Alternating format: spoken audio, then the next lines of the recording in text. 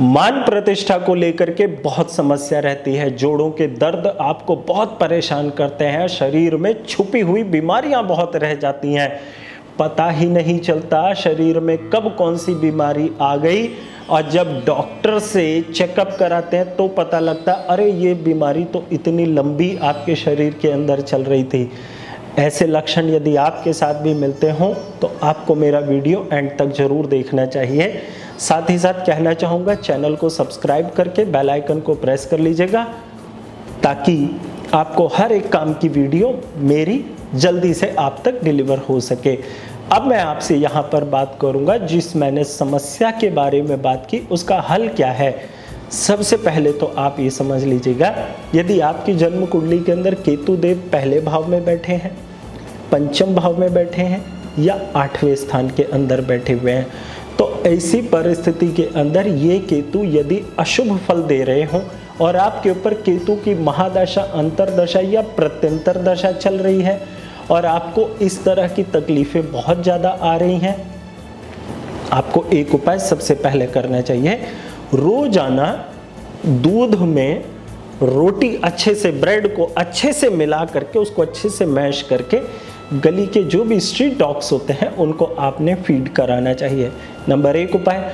दूसरा उपाय आपको यहाँ पर ये करना चाहिए कि आप हर 2 महीने में एक बार इस तरह का एक काला सफ़ेद कंबल मंदिर में जरूर पहुँचा देना होता है। 2 उपाय हो गए।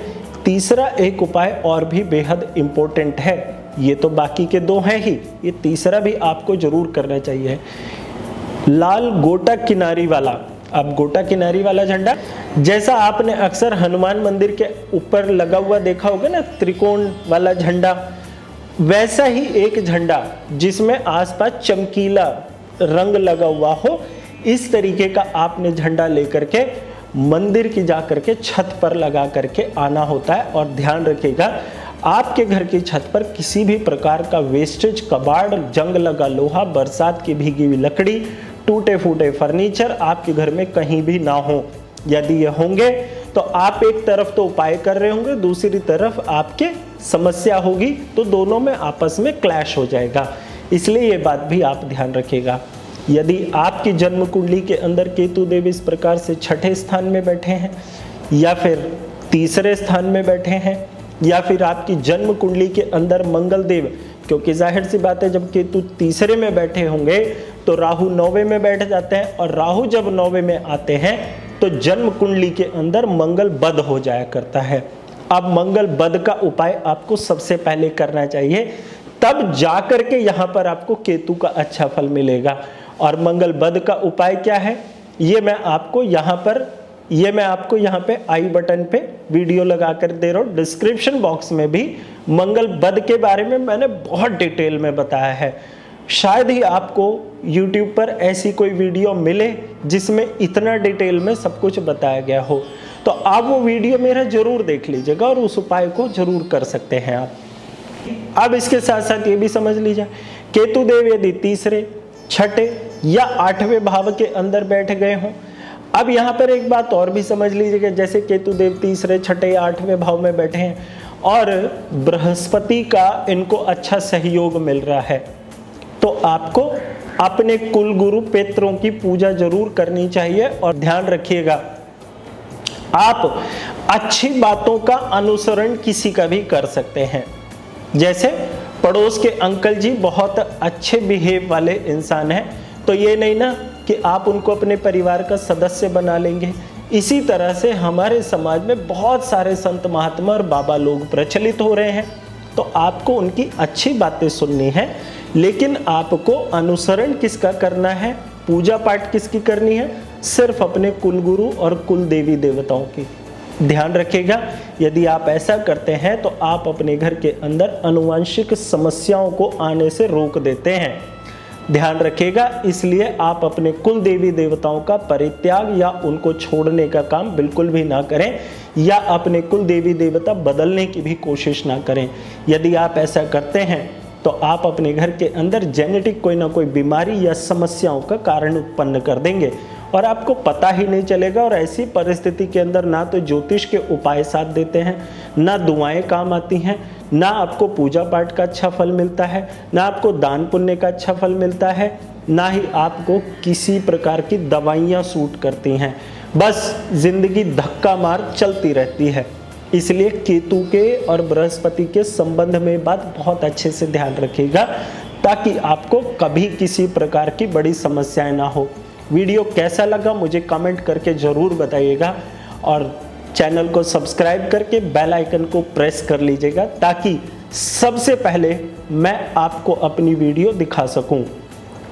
अब यहाँ पर एक खास बात और भी समझ लीजिएगा झंडे वाले उपाय के बारे में। यदि आपकी जन्म कुंडली के अंदर शुक्र केतु का योग है तो क्रीम कलर का, हल्का सा लाइट सफ़ेद कलर का आप गोटा किनारी वाले झंडा आप मंदिर की छत पर लगा सकते हैं। यदि बृहस्पति केतु का साथ है तो आपको पीला वाला लगाना होता है, पीला गोटा किनारी वाला। लेकिन ध्यान ये रखिएगा कि आपकी हाइट जितनी हो उतना बड़ा आपको डंडा लेना होता है, और उसी के अंदर आपको झंडे को डालना होता है।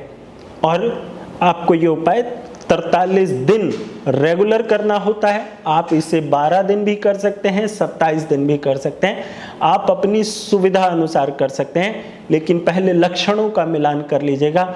शुक्र केतु के योग में गृहस्थी में बहुत ज़्यादा समस्याएं आती हैं।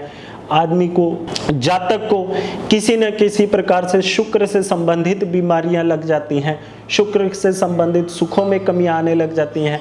और इसके लक्षण क्या होते हैं? गंदे कपड़े फटे पहनना, बिस्तरों का सही से ठीक से ना रखना, अपने कपड़ों की अलमीरा बहुत बिखरी हुई रहे, आपको साफ सफाई बिल्कुल पसंद ना आ रही हो, आपको डीओ परफ्यूम लगाना और घर के अंदर खुशबू वाला माहौल करना आपको पसंद ना आता हो। ये तो शुक्र केतु के लक्षण हो गए। बृहस्पति केतु, आपको कोई अगर अच्छी बात बोल रहा है, आपके टीचर, ऐसे तो समाज में सब लोग ही अच्छी बातें बोलते हैं, बुरी कोई नहीं बोलता, लेकिन यदि आपके टीचर, आपके मेंटर, आपके घर के बड़े बुजुर्ग आपको कोई अच्छी बात समझा रहे हो और आपको बिल्कुल समझ ना आ रही हो, आपको लग रहा हो ये फालतू की बकबक कर रहे हैं, मुझे इनसे कोई मतलब नहीं है, मैं तो वही करूंगा जो मुझे उचित लग रहा है, और आपकी कुंडली के अंदर बृहस्पति केतु साथ बैठे हैं, और आपको उनके डिसीजन को ना मानने और अपने डिसीजन को अप्लाई करने के बाद मुसीबतों का दौर दिखाई देने लग जाता है, तो आपको पीला गोटा किनारी वाले झंडे को आपको ले जाके मंदिर की छत पर लगाना होता है। लेकिन एक बात ध्यान रखिएगा, बृहस्पति केतु के उपाय में कुछ सावधानियां होती हैं इस झंडे को लेकर के। सिर्फ यही उपाय नहीं करना होता, यहाँ पर केसर का तिलक अपनी नाभि पर, जीभ पर और अपने माथे पर रोजाना लगाना होता है। और ध्यान ये रखिएगा, घर के बड़े बुजुर्गों का सम्मान इसमें प्रायोरिटी होती है। कैसा लगा मेरा वीडियो मुझे कमेंट करके ज़रूर बताइएगा। इसी के साथ जय माता दी। जय माता दी मेरे सभी भाइयों बहनों। हर महीने के दूसरे मंगलवार को मैं आपको फ्री कंसल्टेंसी 3 से 4 घंटे के लिए प्रोवाइड करूंगा। आप चाहें तो मुझसे ऑडियो वीडियो कॉल के द्वारा भी जुड़ सकते हैं। टाइम लिमिट जरूर होगी। आपकी समस्या का समाधान आप तक सही तरीके से डिलीवर करने में, इसीलिए आप चाहें तो मेरी वेबसाइट पर जा करके अपने आप को रजिस्टर करिए और अपना टाइम स्लॉट फिक्स करिए। मेरा सौभाग्य है कि आपके जीवन में मैं आपको कोई चीज़ क्वालिटी के टाइम पर आपको डिलीवर कर सकूं। आपके जीवन को सुखी, समृद्ध और सौभाग्यशाली बनाने में मैं अपना सौभाग्य समझता हूं और आशा करता हूं आप इसका लाभ खूब बढ़ चढ़ कर लेंगे। और ध्यान रखिएगा, यह हर महीने के होगा, कोई इसकी लिमिट नहीं है। लाभ लीजिएगा। जय माता दी।